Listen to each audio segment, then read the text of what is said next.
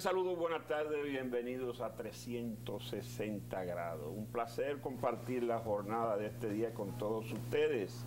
Hoy tenemos un invitado especial, amigo y buen ciudadano, un ex ministro de las Fuerzas Armadas, pero una persona que hace ya vida de civil ordinaria.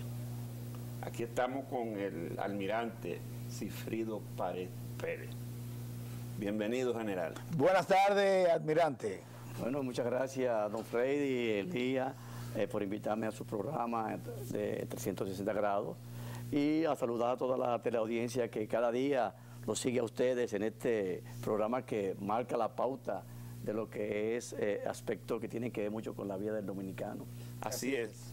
Mira, almirante, nosotros quisiéramos hacer un programa que esté salpicado de los temas de la cotidianidad, pero también llegar a alguna parte de lo que fue su vida militar y de los temas que inciden en ese ambiente, pero que son temas nacionales, como es el caso con el cual vamos a comenzar, la construcción de no un muro, sino una verja perimetral inteligente en la frontera norte, que parece que o no fue concebida muy bien porque está presentando problemas en diferentes ángulos. Usted que conoce de esa situación, queremos conocer su interés. Miren, como todo dominicano, siempre la preocupación nuestra ha sido que la frontera dominico-haitiana esté bien resguardada. Mucha gente critica el hecho de que se construya un muro o una verja perimetral. Perimetral no, sino una verja que sí, cubra toda la frontera, pero es perentorio tener por lo menos en algunos pasos, en algunos lugares, un obstáculo que sea artificial que pueda proteger sí, esa zona, puesto que por más capacidad que pueda tener unas Fuerzas Armadas, un ejército, de tener presencia efectiva de cada hombre en cada pulgada de la frontera, hay que recordar que son 390 kilómetros de frontera y sin ningún o muy pocos obstáculos naturales, sí, de tal manera que se haga una verja que pueda tener por lo menos lineamientos de control. Es aplaudido por sí, todo el mundo. Sí, sí. Y hay que recordar también que el gobierno anterior inició con 33 kilómetros de frontera, sí, sí, o sea que no se inició ahora. Naturalmente ahora se le ha dado una connotación muy particular, porque el presidente fue a la frontera y dio, vamos a decir, el primer palazo, el primer Picasso de lo que ya se estaba construyendo. Sí. O sea, pero lo importante es que se siga construyendo, no importa que fue el anterior, este gobierno, quien sea, sí, es que se haga, puesto que, como dije al principio, hace un momento, es vital para la República Dominicana tener un control, aunque sea artificial, que pueda ayudar a lo que es mantener la frontera bien resguardada. He visto en la prensa y algunos especialistas en cuestiones de medio ambiente criticando algunos aspectos de índole por la parte norte las reservas. Las reservas que hay en el lugar, y también he visto que han hablado de que el paso de algunos lugares ha permitido que se quede fuera de República Dominicana grandes extensiones. Sí, es como que se está ignorando una parte del territorio. Sí, lo importante es que si hay este tipo de situación puedan corregirse y realmente la topografía o los mismos agrimensores puedan delimitar exactamente en qué lugar deba llevarse a cabo la construcción de la misma para no desperdiciar una pulgada de terreno dominicano, sí, sí, y también proteger, como dije hace un momento, los manglares, que realmente es un peligro que puedan quedarse fuera de la vela fronteriza, puesto que ya sabemos que de aquel lado los nacionales de Haití pueden hacerse cargo de ello quemándolo para producir carbón. Totalmente, eso es una depredación total. Sí, sí. Hay un asunto de que las Fuerzas Armadas han sido criticadas en innumerables ocasiones, pero yo soy de los que digo que una frase muy importante dice: es mejor tenerlas y no necesitarlas que necesitarlas y no tenerlas. Para mí, las Fuerzas Armadas juegan un papel fundamental en la frontera y en todo el territorio nacional. Tal vez mucha gente ignora el trabajo que pasan los guardias ahí en la frontera, en todos los ambientes. Me refiero a la frontera aérea, la frontera marítima y la frontera terrestre. ¿Cree usted, porque como usted fue ministro de la Fuerza, secretario de la Fuerza Armada, usted fue secretario? Sí. Primero secretario. Y después ministro, porque o sea, primero secretario, porque en el momento que fue secretario todavía no había sido cambiada la Constitución.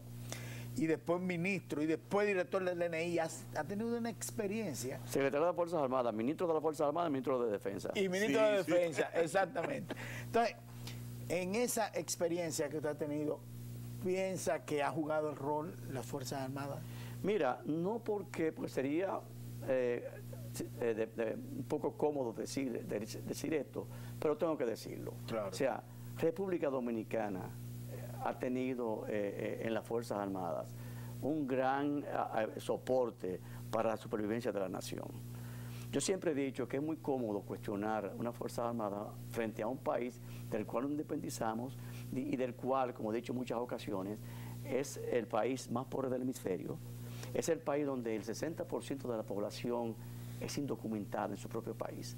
O sea, es un país que económica, socialmente, tiene muchas dificultades y que nosotros todavía tengamos una nación desarrollándose, echando para adelante, es producto de que realmente se ha cumplido su rol.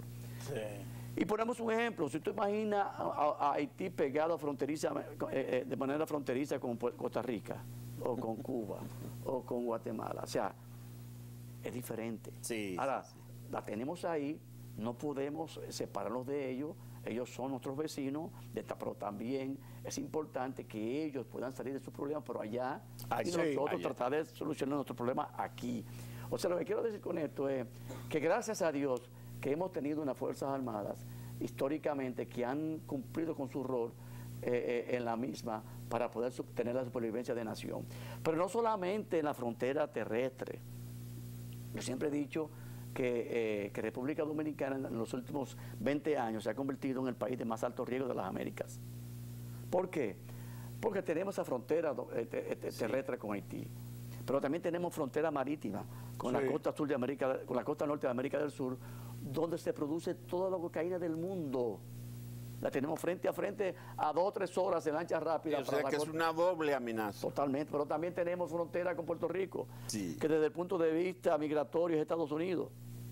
También tenemos frontera con el norte, el Turcas y Caicos, pero también tenemos frontera también con un puente aéreo con el mundo. Tenemos, ahora estamos recuperándonos con el turismo, volvemos casi los 100 millones de turistas al año. Ese es un puente aéreo, 200 y pico de aviones de vuelos internacionales.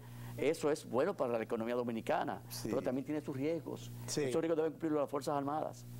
Pero también tenemos en República Dominicana, en Punta Caucedo, donde se mueven 2 millones y pico de contenedores al año. Si yo fuera narcotraficante, colombiano, venezolano, dominicano, puertorriqueño, yo quisiera tener varios furgones para yo poder transportar mi droga y llevarla a la República Dominicana, porque ¿qué yo voy a hacer con llevar a Dominica o a Martinica? Sí, ahí no hay nada. Ahí no hay negocio. Exactamente. Aquí sí, porque este es un país que va en desarrollo y realmente ellos tienen... Y tiene contacto con el mundo entero. Entonces, por esa razón, este país se ha ido desarrollando y en ese desarrollo también trae sus riesgos. Total. Y qué bueno que hemos tenido una Fuerza Armada que ha cumplido su rol. Y de hecho, puedo decir que en los últimos 30 años, la Fuerza Armada ha tenido un paso adelante a los políticos dominicanos. ¿En qué sentido? En el año 97, siendo el almirante Rubén Paulino Álvarez, secretario de la Fuerza Armada, se creó el CESAC.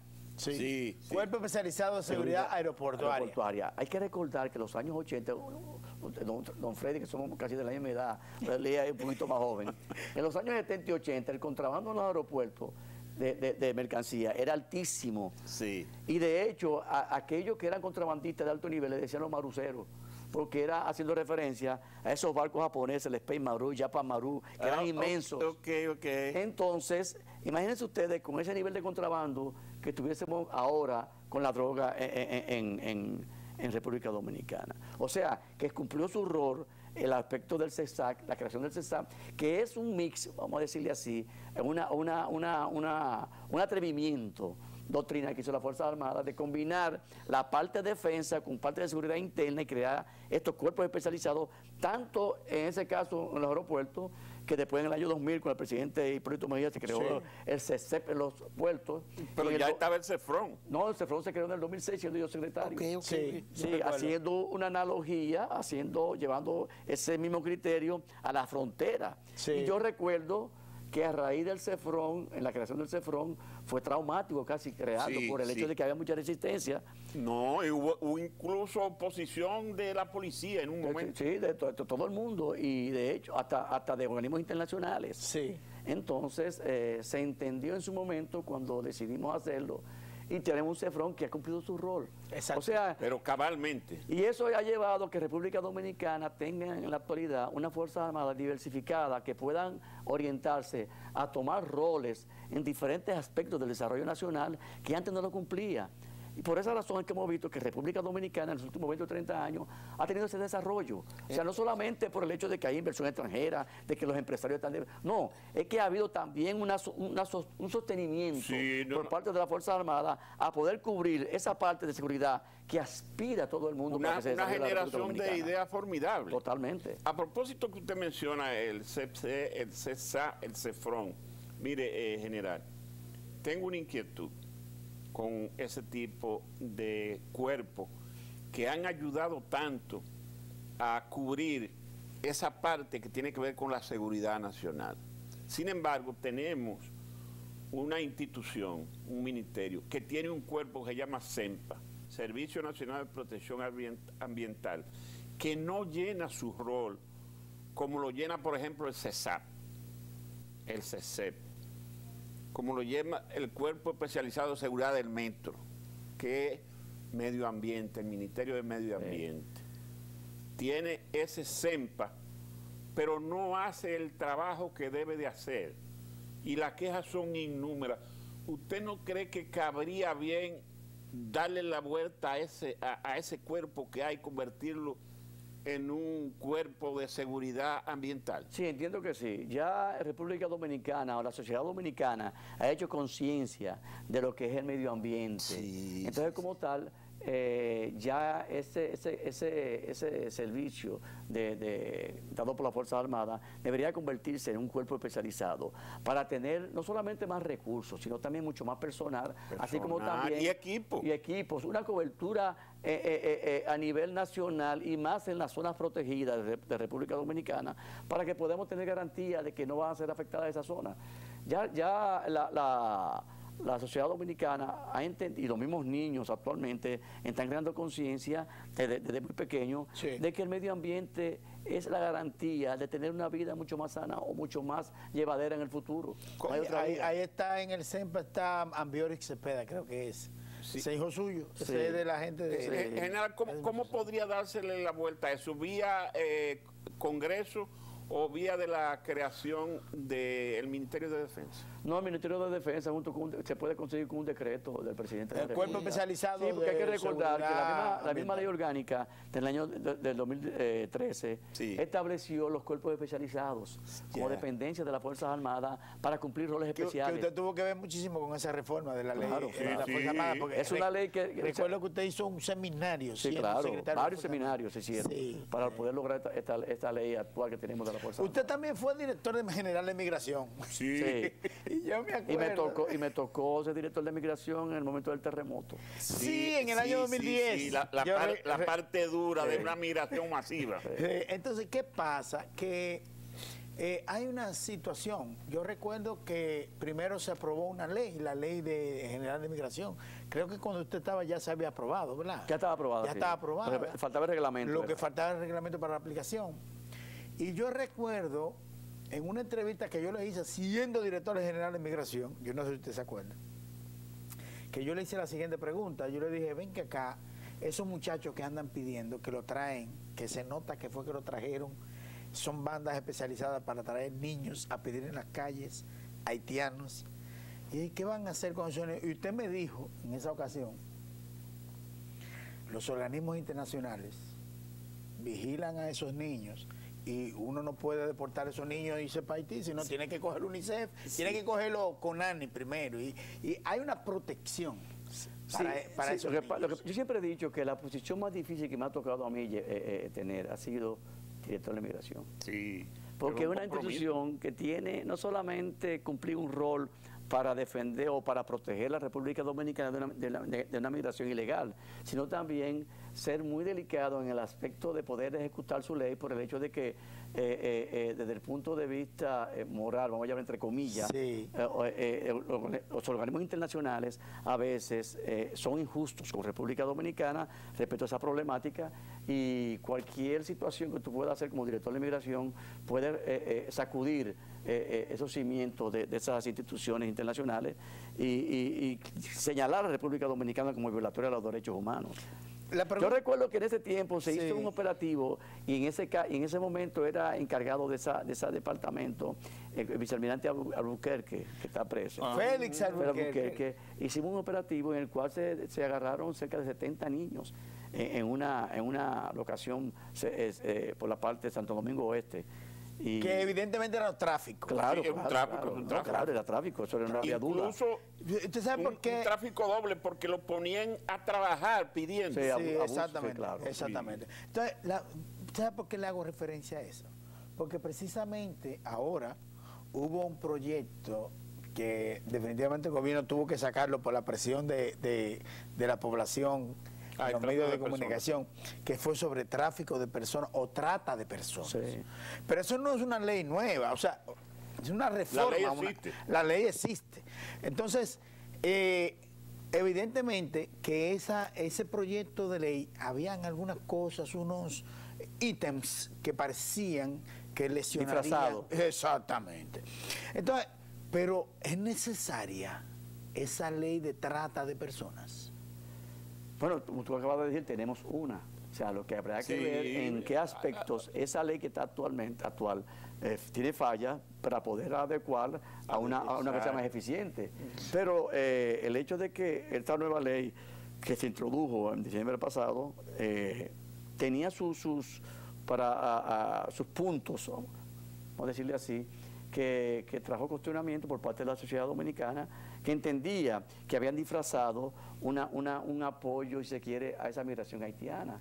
Entonces, hay que tener mucho cuidado. Que dicen que era presionado por los organismos internacionales. Sí, por eso le hice referencia. Yo siempre decía que una de las cosas que más adolecía la República Dominicana era que nuestros embajadores a nivel mundial no sabían explicar cuál era la realidad dominico-haitiana, porque yo me di cuenta de eso siendo yo ministro de Defensa en el año 2013, en una reunión que tuve en Panamá, donde el general John Kelly, que era jefe del Comando Sur. Yo recuerdo. Él estuvo aquí en la isla, en Haití, a raíz del terremoto, y era jefe del Comando Sur con 4 estrellas. Me preguntó, porque él había estado en los dos países, ¿por qué era la diferencia tan abismal de ambos países? No solamente en aspecto económico, sino en aspecto de pensamiento, de cultura, de todo. Que se nota. Entonces, después de una cena, yo duré como 1 hora y algo hablando con él.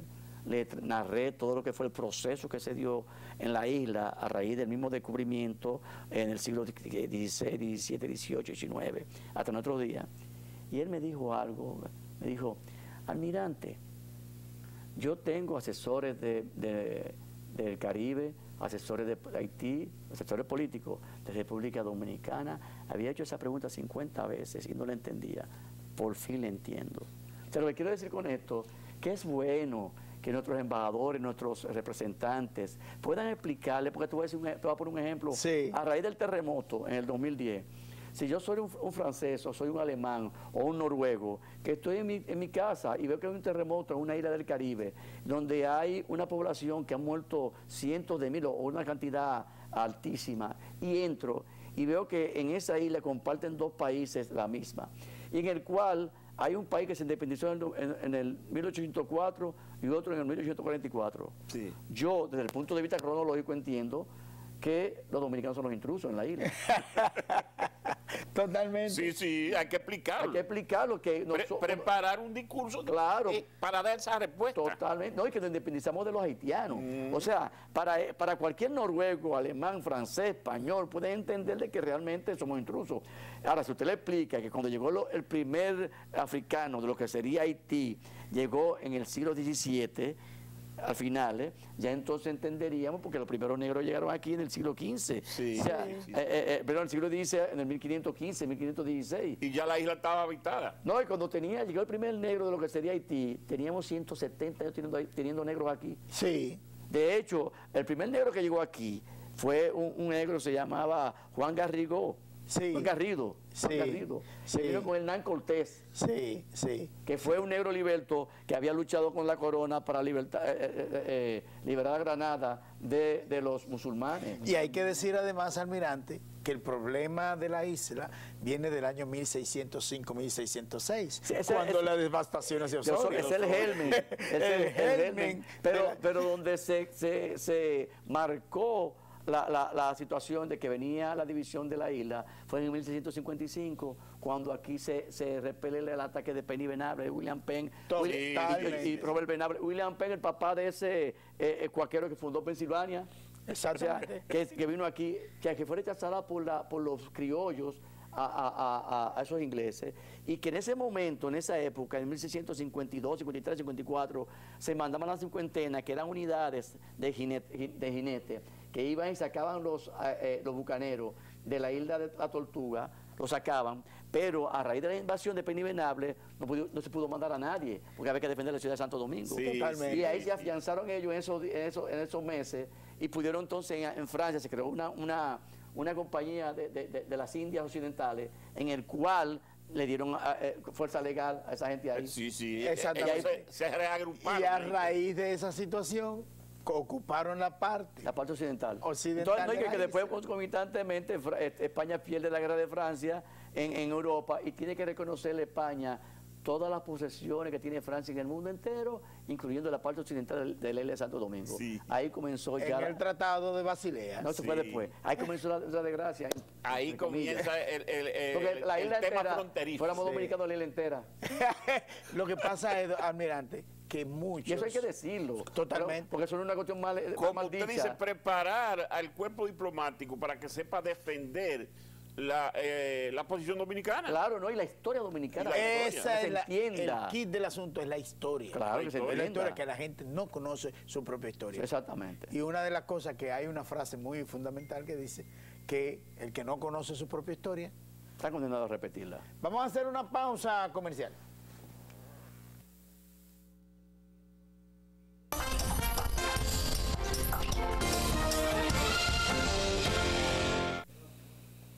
Señores, seguimos esta interesante conversación con el almirante Sigfrido Páez Pérez. Hemos agotado algunos temas, pero los más interesantes todavía nos quedan. Vamos a comenzar con lo que es el tema de la reforma policial primero. ¿Qué usted ve que ha impedido hacer esa reforma cuando la misma policía uno siente que es resistente a hacerlo? La comisión que está designada también se le siente la pesadez en avanzar. ¿Qué está pasando ahí, general?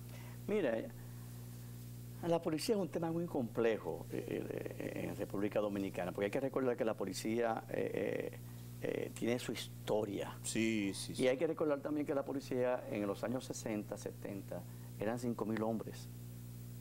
La policía tiene ahora cerca de 40.000 hombres y tiene casi la misma estructura. O sea, pero también hay que entender de que la policía no es simplemente, porque a veces oigo lo que están en la comisión, que deberían de haber más generales. Que no hay. De escuela. ¿Por qué? Porque ellos son los que van a saber descodificar la parte política social para llevarla a cabo a la seguridad ciudadana. Porque tienen la experiencia de lo que ha sido desde adentro. Claro. Si usted no conoce las entrañas del monstruo, usted no va a poder poderlo domar. Y mucho menos traer a un extranjero que no conoce, la idiosincrasia dominicana. Puede conocer mucho la parte doctrinal, la parte, si se quiere, de lo que es una policía en sentido... La teoría. La teoría. Pero hay que llevarla a cabo a un país como República Dominicana, que es una policía que viene de la dictadura. Sí. Hay que entenderlo. Sí. Entonces, bien, yo a veces oigo entonces la comisión, ¿no?, que la universidad, que esto, que vamos a hacer los licenciados. A mí no me interesa tener 40.000 policías licenciados. Me interesa tener 40.000 policías eficientes, que sepan hacer patrullaje, que sepan dominar a una persona cuando se respeta a las autoridades, que sepa investigar un caso particular de delito, que sepa manejarse con autoridad, pero que también sepa manejarse con disciplina. Eso es lo que yo quiero, un policía que sepa su responsabilidad. O sea, para mí hay cuestiones tan vitales como un pito. O sea, en todos los policías del mundo tú ves que los policías tienen un pito. El pito es una alerta. Aquí los policías ninguno tienen pito. Comenzando algo tan sencillo. O sea, a mí me gusta comenzar de lo sencillo a lo complejo. Estamos comenzando por lo complejo. Sí. Los licenciados deben ser, o los que tengan maestría y doctorado, deben ser los que están dirigiendo. Exacto. El policía que sea el cabo, el sargento, el teniente, sean policías que sean para llevar a cabo misiones. De control del delito. Y de la cotidianidad, los problemas de la sociedad. También, y otra cosa también, focalizar las estructuras policiales dependiendo de la región. No es igual el delito en la línea fronteriza que el delito en el este. No es igual el delito en el Cibao que en Santo Domingo. Cada zona tiene sus particularidades. Por eso es bueno también que los policías o los comandantes regionales sepan también en qué lugar van a hacer ejercer su mando y cuántos policías de la zona pueda tener para que se retroalimente todo lo que es. Porque hay que recordar que la policía, la ciudadanía, no es solamente desde el punto de vista económico, social y político, también hay desde el punto de vista moral, delictual, hay de todo. Y República Dominicana, como dije hace un momento, que es un país que se ha ido desarrollando, eso trae consigo también el alto nivel de delincuencia. O sea, en un país pobre totalmente, donde no hay, vamos a suponer, o tranquilo, pequeño, con poca población, el delito es menor. Pero en un país donde ya se va desarrollando, que hay niveles de riqueza, que hay niveles de diferencia entre un barrio, un ensanche, eso provoca cierto nivel de frustración y eso lleva consigo algún tipo de delito. Sí, sí. Eso en todos los países del mundo. Ahora, República Dominicana tiene sus particularidades. O sea, aquí los delitos no son igual que en Uruguay. No son igual que en Chile. Totalmente diferente. Yo siempre he dicho que, por ejemplo, en el caso del narcotráfico, o sea, ¿para qué yo, narcotraficante, voy a llevar un cargamento de droga a Uruguay? Para el consumo de ellos sería nada más, porque no puedo hacer más nada. En Santo Domingo no, en Santo Domingo lo llevo para consumo y llevarlo a Estados Unidos o a Europa. Y facilidades para moverlo por el mundo entero. Es cuestión de logística elemental, desde el punto de vista de transporte. O sea, que hay que visualizar cada escenario de cada país en su contexto. Y eso también la policía debe tener ese tipo de favor, de que tengamos dentro de ese esquema de comisiones, policías que tengan el nivel académico para entender lo que ha sido la policía en los últimos 30, 40 años y la policía que aspiramos los dominicanos actualmente. En esa comisión está integrada por historiadores. Sí. Eso ayuda en parte, pero no es lo principal. Yo creo que deben integrar, y usted me corrige, sí, policía. Lo mismo. Los ex jefes de la policía. Óyeme, generales jóvenes que ellos tienen ahí, que son académicos. Generales que tienen un nivel de academia, coño, escúcheme, que da gusto ir a hablar del tema policial, del tema delictual. Sí. Entonces, interesa ese personal, pero como tú acabas de decir, es jefe de policía, que tienen su experiencia, que fueron jefes en un momento determinado anterior. Bueno, no importa, algo sacaron ellos pero claro que sí. Santana Páez, Rodríguez Arias, Ney Aldrin, todos esos muchachos, o sea, que echaron la vida, óyeme, que echaron la vida ahí, que nacieron ahí 35, prácticamente. 40 años duraron ahí. Óyeme, por poco que sepan, tienen que saber mucho más que la conocen la idiosincrasia de la Policía Nacional. Y muchos son hijos de policía, o sea que nacieron en igual, señores, también en el aspecto de lo que es la policía también. Óyeme, que yo iba a hablar de que va a ser 100 o 109 destacamentos, es un disparate. Los destacamentos no es nada, porque un destacamento son 3 policías. Sí. Uno está comprando la cena, otro está diciendo, óyeme, es ser comando, me refiero, como le dicen, precintos, en el cual pueda tener 5 camionetas, 24 motores, que hayan patrullas sí, en cada departamento municipio. de inteligencia. Claro, en cada municipio. Eso de que destacamentito, eso no hace nada. Hay algo que siempre se ha utilizado y a mi modo de ver nunca ha dado resultado, que es la integración de las Fuerzas Armadas en los asuntos policiales. Pero ha tenido que hacerse, porque las Fuerzas Armadas tienen hasta un cuerpo especializado. Creo que fue en su gestión también, el Ciutran, Ciudad Tranquila, que está asumiendo el rol policial. Sí, es que yo siempre he dicho que los presidentes constitucionalmente tienen la facultad que en momentos de crisis pueden utilizar las Fuerzas Armadas para cualquier situación de crisis o emergencia, y es una situación de emergencia. Entonces, como tal, yo no lo veo mal, es positivo. Ahora bien, en lo que la Ciutran cumpla con su rol apoyando a la policía debe irse modernizando y establecer ya sus patrones de policía de actualidad.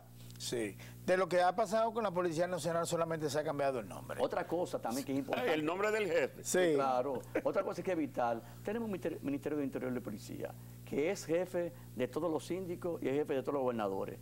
Óyeme, en cada provincia nadie sabe más lo que está pasando con los síndicos, gobernadores, regidores. Señores, háganse un grupo de trabajo de analistas en Interior y Policía que puedan coordinar todas esas informaciones junto con policía para tener una cobertura general de todo lo que está pasando en cada provincia, en cada municipio. Tan simple como eso. Pero eso se hacía antes, debo decirle. Claro. Había un parte diario que reunía todo eso y era con esa logística. Lógico, porque están ahí, nada más hay que utilizarlo. Y eso naturalmente eso provoca que las mismas fuerzas policiales puedan focalizar un esfuerzo principal en un lugar determinado. Eso es tan simple. También poder, como dije hace un momento, poder ubicar comandos policiales, vamos a llamarle así, en lugares dependiendo de lo que es el ingreso per cápita, donde lo que pagan el IPI. O sea, hay muchísimas maneras de ver la realidad de la composición dominicana para poder entonces focalizar los esfuerzos cada una de esas áreas. Así es. Mire, general, un tema que está ahora mismo en la palestra y que ha sido de mucha discusión y cuestionamiento. El intento de modificar el Departamento Nacional de Investigación, el DNI, y cómo darle atribuciones de censura, entre otras cosas, a casos tan delicados como la libertad de prensa, el secreto de la fuente de los periodistas. ¿Usted ha visto el proyecto de reforma? Sí. Mire, el proyecto de reforma del cambio de ley del DNI, hay que recordar que la ley actual es del año 78, que es la ley 857, y que fue hecha en la transición del presidente Joaquín Balaguer al presidente Antonio Guzmán Fernández. Sí.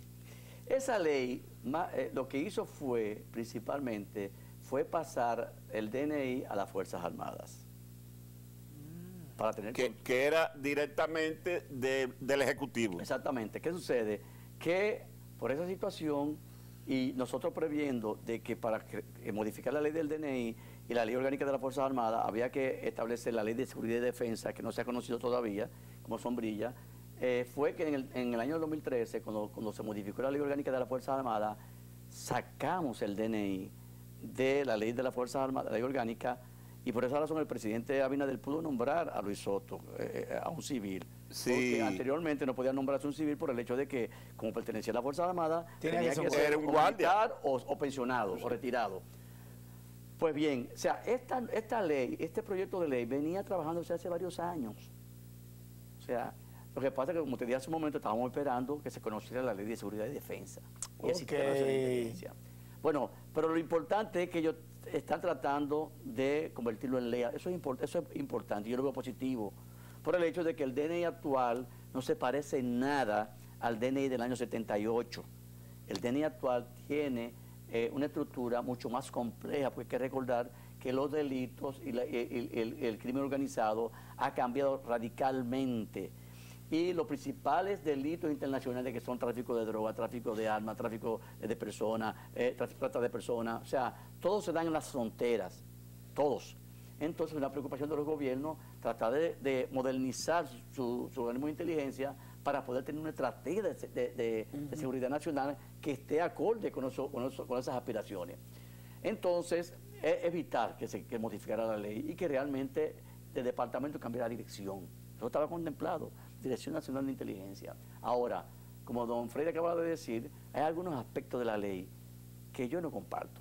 Por ejemplo. Por ejemplo, ese aspecto que él menciona, de que la obligatoriedad de dar información, si están investigando a un periodista porque hizo una información, el periodista debe darle la fuente que obtuvo. No, eso viola la ley. Eso viola la ley. La Constitución también. Pero también el secreto bancario. Sí, eso se dice que se discutió ya. Sí, el ABA hizo una comunicación para... Pero también hay aspectos que tienen que ver con la coordinación, eso no se menciona ahí, la coordinación de la inteligencia con los organismos militares, de inteligencia militares. Eso se hace en la práctica, siempre se ha hecho, de que el DNI coordina todo lo que es la inteligencia nacional cuando hay momentos de crisis. Eso hay que ponerlo, o sea, se puede plantear en la ley, pero no querer dejar de entredicho como que va en ciertos aspectos a supervisar. No, es que la inteligencia militar es radicalmente diferente a la inteligencia estratégica. Son totalmente diferentes. La inteligencia, por ejemplo, de la Casa de la Armada, tiene que ver mucho más con contrabando en la zona, en la territorial, en los muelles, pero también tiene que ver con tráfico de personas en viajes ilegales, tiene que ver con tráfico de drogas, una serie de elementos que se dan de crímenes que se dan en la costa, la ley del 305 sobre los 60 metros y zona marítima. Igualmente el GEDO tiene que ver con la frontera, así como también el control de la inteligencia en el tráfico de personas en la frontera. Igualmente la Fuerza Aérea, cada uno tiene su misión de inteligencia militar para consumo del comandante general de ellos. Ni siquiera el consumo del presidente, el consumo del comandante general. Ahora bien, esa inteligencia también puede ser de consumo del presidente o del DNI, de quien sea, porque por eso hay la coordinación, así como también el apoyo de cada institución una con otra. Pero plantearlo en una ley como una manera de supervisar, eso trae ciertas cuestiones urticantes, de celos, que no es conveniente en este momento ni en esta época llevarlo a cabo, porque ya el DNI tiene su misión estratégica de seguridad nacional, que es llevar a cabo informes de inteligencia para consumo del presidente de la República, y que a su vez, en virtud de esos informes de inteligencia, pueda tomar las mejores decisiones. Igualmente para cualquier funcionario de alto nivel. Y que ha demostrado que la estructura que maneja es eficiente. Totalmente. O sea, lo que hay que... la ley es importante que se pero con esas puntualizaciones que puedan subsanarse, porque la ley es necesaria, es perentoria. Pero así como está ahora, yo creo que puede traer uno que otro inconveniente. Pero parece que el director del DNI es muy abierto. Sí, he oído, por ejemplo, lo que tú acabas de decir hace un momento, que la versión de banco también hubo una queja con respecto a eso, y ha habido, parece, un entendimiento de que, porque siempre el DNI busca la manera de buscar la colaboración con cualquier organismo, no importa que sea público, privado, internacional, busca la manera. Ese es el arte de la oficial de inteligencia, tratar de conseguir la información a como dé lugar. Exacto, y convertir en inteligencia. Claro, si no deja de ser informante. Mire, en un tema que me gustaría conocer su opinión y que ha sido muy manoseado en los últimos tiempos aquí en el país, la amenaza particular que significan para el país las bandas armadas haitianas. Mira, todo lo que pasa en Haití, todo lo que sucede en Haití, negativamente principalmente, o sea, siempre trae preocupación a la República Dominicana, puesto que, como dije al principio del programa, o sea, Haití lamentablemente es el país más pobre del hemisferio, pero también es el país que tiene un 60% de indocumentado en su propia nación, Eso trae como consecuencia de que hay de los 11 millones o 12 millones que existen allá, algunos cerca de 7 millones que no existen, no están registrados. O sea que eso es algo casi un mito. Entonces, de que existan bandas armadas a ese nivel, con alto nivel de armamento, de alto calibre, es una preocupación. Naturalmente hay que entender también que es muy difícil que esas bandas armadas puedan hacer vida o penetrar a la República Dominicana. Porque como te digo una cosa, te digo la otra. Las bandas armadas allá tienen éxito porque allá lo que hay es una simple policía y muy deficiente. Sí. Aquí hay unas fuerzas armadas. Sí. Y aquí realmente hay control fronterizo, tenemos 3 brigadas en la frontera, tenemos una proyección de fuerza que puede en cualquier momento llevarse a cabo en cuestiones de horas, que tenemos la capacidad para repeler cualquier tipo de amenaza en ese sentido. O sea que por esa razón a mí no me preocupa. Me puede preocupar uno que otro secuestro, eso sí, porque se dan casos por el hecho de que República Dominicana como Haití hay negocio, hay transporte de mercancía, y eso sí preocupa. Pero ya de ello penetrar a República Dominicana a hacer actos delincuenciales o actos de... No, yo no creo que eso sean capaces de hacerlo, porque realmente van a tener una respuesta bastante contundente. Almirante, usted pasó de militar a retirado y de retirado a político, porque usted es miembro del Partido de la Liberación Dominicana. Sí. O sea que yo no lo he asimilado todavía como político. ¿Cuál es su rol dentro del Partido de la Liberación Dominicana? Yo soy el secretario de Seguridad y Defensa del partido. O sea, ¿Y lo ejerce, general? Claro, claro. Naturalmente usted entenderá que estoy haciendo opinión, no soy un experto en asuntos políticos y realmente tengo limitaciones en eso, o sea que tengo que necesito un poco más de tiempo para adaptar el chip de militar a político. Yo sé quién puede ayudarle en eso. ¿Quién? Carlito. Carlito Pared. O sea que estamos tratando de hacer el tránsito de militar a político. Es un poco difícil, Sí. Es un poco difícil. Pero nada, yo siempre he dicho que el retiro como militar no puede manifestarse como un retiro de la vida política, de la vida pública. Yo estaré siempre donde cualquier sector de la vida nacional entiende que yo puedo aportar. No importa que tenga 80, 90 años. Sí. No estoy cerca de esos años, pero puedo decir de que siempre estoy dispuesto a aportar lo que yo pueda aportar en cualquier sector de la vida nacional y para mí eso siempre ha sido una satisfacción. Qué bien, qué bien. De hecho, ahora, por ejemplo, ¿qué otras cosas hace además de la política? Qué sé yo, se está dedicando a la producción agrícola o qué hace? Un proyectico ahí con un amigo, con un pequeño empresario ahí, innovando ahí ciertas cosas para uno por lo menos tener experiencia en nuevos campos. ¿Y el sector turístico no? Para entretenerse. Sí, claro, y naturalmente uno siempre tiene sus hobbies, sus cosas, sus amigos, para uno por lo menos disfrutar del retiro. Sí. Yo siempre he dicho que el retiro cuando usted lo toma con ese aire de satisfacción, y nada, se disfruta. Hay muchos guardias retirados que son generales que forman parte de lo que es el IGAFAR. Sí. Hay una institución que reúne. No, usted no se ha ligado a ellos. No. Ahí está su amigo Lizardo. Sí, somos muy amigos. Lo que pasa es que el IGAFAR, en principio, cuando se creó en el año 97, 98,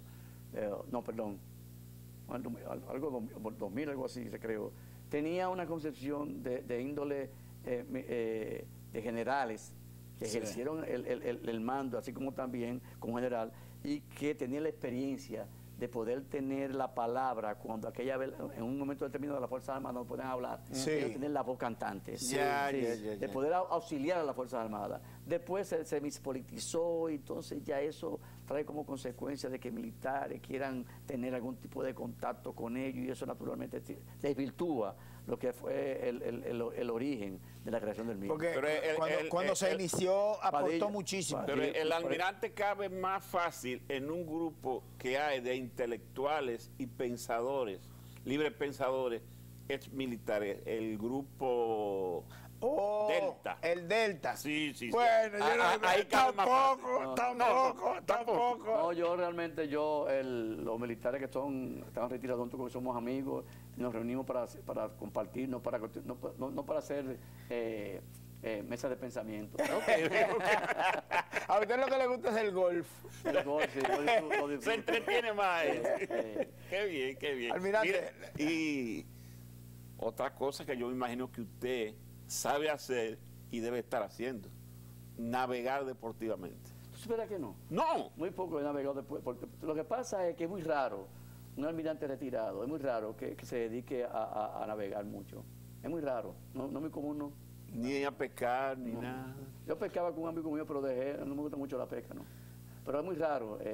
Tú no vas a conocer en una parte del mundo que el militar el almirante tenga una lanchita o un velerito. Nada de muy eso. raro, muy raro. Pero Es que mire, eso es una contradicción. Lo que pasa es muchas veces que cuando el militar se pasa la vida ejerciendo el servicio, navegando por servicio, no es igual por satisfacción. Sí, No lo disfruto cuando salgo a navegar con un... Pero, se recuerda entonces de lo que pasó. Claro, no hay que...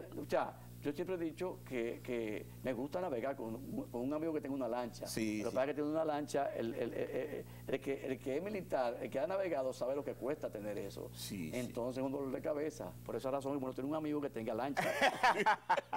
Almirante, muy agradecido de que usted haya aceptado nuestra invitación aquí en el programa 360. Sí, pero prométanos que no es la primera vez que vas a venir, sino que nos va a visitar con cierta frecuencia. Cuando ustedes digan, siempre estaré aquí. Muchísimas gracias. A ustedes. Gracias por estar con nosotros. Nosotros nos despedimos en el día de hoy en 360 grados.